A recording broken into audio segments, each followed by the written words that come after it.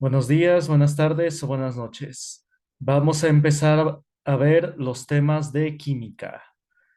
Entonces, pongan como título química y empezaremos con una pequeña reseña sobre la química, tanto su definición como algo de su historia. Entonces, la química se define como el estudio de la materia y de los cambios que experimenta. La materia podemos decir que es de lo que está hecho cualquier cosa en el universo.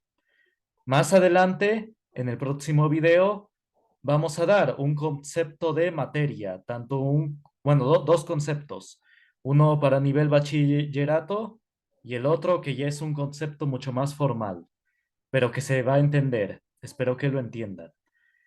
Pero eso va a ser en el próximo video, así que esperen con calma. Vamos a ver primero este tema. Entonces, sí, materia por mientras es de lo que está hecho cualquier cosa en el universo. Sé que las cosas están hechas de cosas distintas, pero en general decimos que todo está hecho de materia. Así lo podemos decir. Es como decir que sí, todo está hecho de átomos. Entonces, en vez de decir que todo está hecho de átomos, de moléculas, podemos decir que todo está hecho de materia. Bueno, entonces se estudia la materia y los cambios que experimenta. Efectivamente, cuando se habla de química, a nuestra mente viene el laboratorio, quizás, ¿no? Donde están estas sustancias que reaccionan todo el tiempo. Entonces, efectivamente, la química estudia los cambios de la materia, de las sustancias. Ahora, entonces, incluso algunos le llaman la ciencia del cambio, precisamente por esto, porque la química estudia todos estos cambios de la materia, cambios físicos, químicos y nucleares. Lo vamos a ver más adelante. A grosso modo, pues los cambios físicos son los que se dan en su forma del objeto, en su estado de agregación. Los estados de agregación son el sólido, líquido y gas. Bueno, y otros más, como el plasma, el condensado Bose-Einstein. Pero mientras vamos a concentrarnos en los más básicos, sólido, líquido y gas. Esos son los cambios de la materia, de los estados de agregación. Y esos son los cambios físicos. Cambio físico es, por ejemplo, cuando el agua se vuelve vapor, o el agua líquida, perdón, se vuelve vapor, o líquido se vuelve en sólido, en hielo, digamos. El agua líquida se vuelve hielo. Ese es un cambio físico. Se cambia en su forma. Cambio químico ya sería un cambio en su estructura molecular. Por ejemplo, las reacciones ácido-base, que vamos a ver más adelante. Cuando un ácido reacciona con una sustancia que se llama base, producirán agua y sal. Entonces, ese es un cambio químico. Cambio nuclear se debe ya a nivel del átomo, a nivel de los protones, del protón, del núcleo, de los protones y neutrones. Entonces, ese ya es un cambio nuclear. Lo vamos a ver más adelante, en lo que es fisión nuclear y fusión nuclear. Bueno, entonces, esto es la química, estudiar los cambios de la materia y en sí, ¿qué es la materia? Bueno, entonces, la química tiene su historia. La química tiene importancia tanto en el ámbito de la naturaleza como de la sociedad. Efectivamente, actualmente todas las industrias usan la química, la industria alimenticia, la industria minera, ni se diga, todas las industrias usan del conocimiento de la química, de la transformación de los materiales, la transformación de los elementos, de las sustancias. Entonces, por ejemplo, digo, en algunas cosas son para bien, otras para un poco, pues nada más para hacer dinero, ¿no? Por ejemplo, en la industria alimenticia, a los alimentos procesados se les pone una sustancia llamada goma xantana, así se llama, goma xantana, con X, xantana con X. Y esa sustancia lo que hace es inflar el alimento, inflarlo, hacerlo ver más grande y así como que sea más atractivo, ¿no? Haga creer a la persona que le va a llenar más. Pero es nada más inflarlo, no, en sí no tiene mucho sustento, no te llena, nada más es que lo inflan, digamos que le meten aire. Entonces, o también se les ponen saborizantes artificiales para hacerle creer a nuestro cuerpo que esta sustancia es sabrosa. Por ejemplo, en la industria alimenticia se utiliza algo llamado glutamato monosódico. Este glutamato monosódico se le pone a los alimentos que son salados, que son, pues sí, que ciertamente un poco salados, como papas procesadas, digo, las que son de envoltura, las de marca, digo, no voy a decir marcas para que no me censuren el video, pero sí,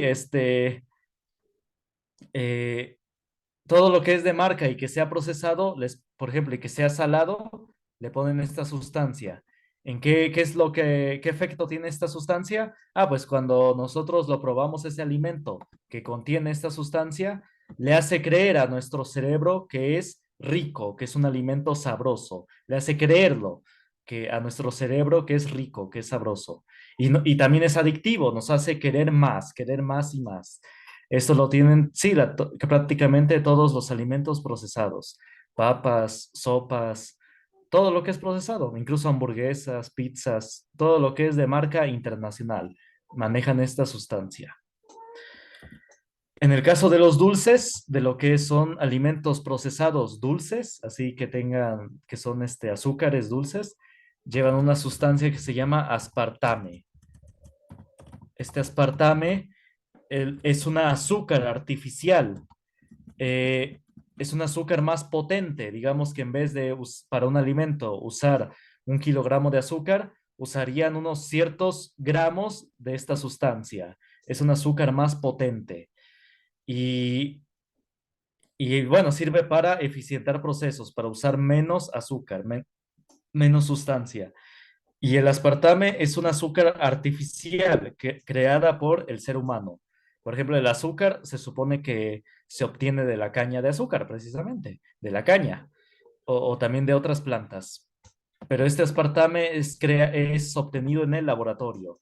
Y aquí la desventaja es que cuando se consume en exceso puede causar problemas del azúcar, precisamente, de la glucosa. Eh, todos los alimentos que son dulces, procesados, de marca, lo tienen. Todos lo tienen. Refrescos, eh, eh, panes que son de estas marcas internacionales, lo tienen. O galletas que son de marca internacional, por así decirlo. Tienen esta sustancia. Bueno, pero no digo que todo es malo, ¿no? La química también se utiliza en la química farmacéutica, ni se diga, los medicamentos. Ahí se utiliza el conocimiento de la química. Entonces, sí, no todo es para mal. Entonces, es como el conocimiento, ¿no? Como cualquier objeto. Es depende de cómo lo utilices. Bueno, la industria minera, igual, ni se diga, lo utilizan la química, los conocimientos químicos para obtener los metales. Por ejemplo, miren, por ejemplo, el hierro. Digamos que en una mina no obtienen el metal hierro, sino lo obtienen dentro de un mineral, de una roca. Está dentro, ahí combinado, digamos, el hierro con con otras sales, con otros minerales, otras, digamos, tierra. Entonces, ahí está combinado el hierro con otras sustancias. Entonces, lo que hace la industria minera es separar esa roca, ese mineral, separarlo de los otros componentes y sacar el hierro. Entonces, hay todo un proceso que se lleva a cabo, pero bueno, no se va a explicar ahorita. Pero sí, se separa la sustancia, el mineral, para sacarle el hierro o la plata o el oro, lo que se esté manejando, ¿no? Entonces, sí, en prácticamente toda la industria es necesario el conocimiento de la química. Y como dice acá, sus orígenes son antiguos.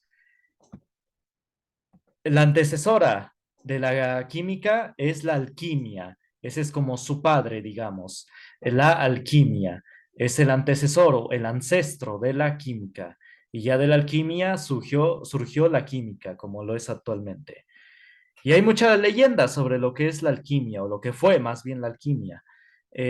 Muchos dicen que efectivamente la alquimia o los alquimistas se dedicaban a buscar la piedra filosofal.